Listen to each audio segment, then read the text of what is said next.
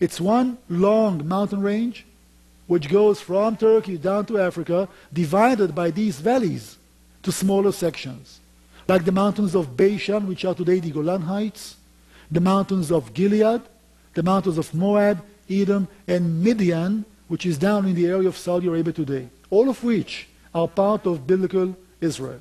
Today, the land of the Hashemite kingdom of Transjordan, Israel's eastern neighbor. If you go deeper into understanding what we see on the other side, that's how it looks like.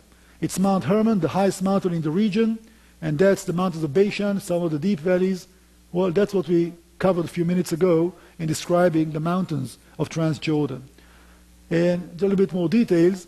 Well, number one, Mount Hermon, the Bible mentions the mountain in many places. It has another two names in the scriptures. One is Mount Snir, and the other one is Mount Sirion. All right, but we all know it is Mount Hermon. According to the Jewish tradition, by the way, the place where Abraham cut the covenant, Genesis 15. The Bible is not mentioning a location, it's a tradition.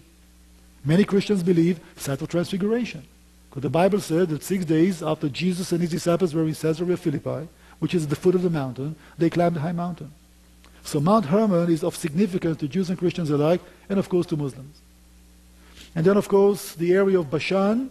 Remember the cows of Bashan?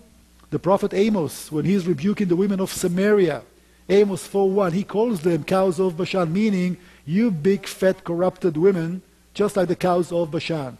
A very bold move from the prophet to address the women of Samaria in such a way. That's what it means.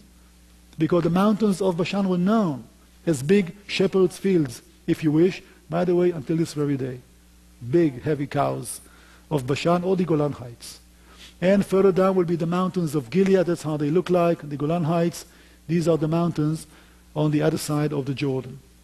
And I think that we covered almost everything, except for a very important part, and that's the desert. The desert usually is a place of, how shall we say, intimidation. The desert is a place of danger.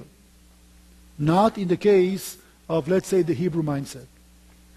Because the desert was always the place when God was encountering his prophets. We speak about John the Baptist. We speak about Jeremiah. We speak about Amos. Isaiah was maybe the only city boy. But all the others would go to the desert. Elijah.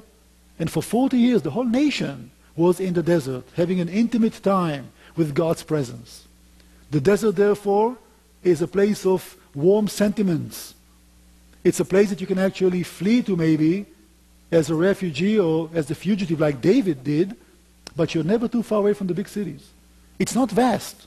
The smallest desert in the world.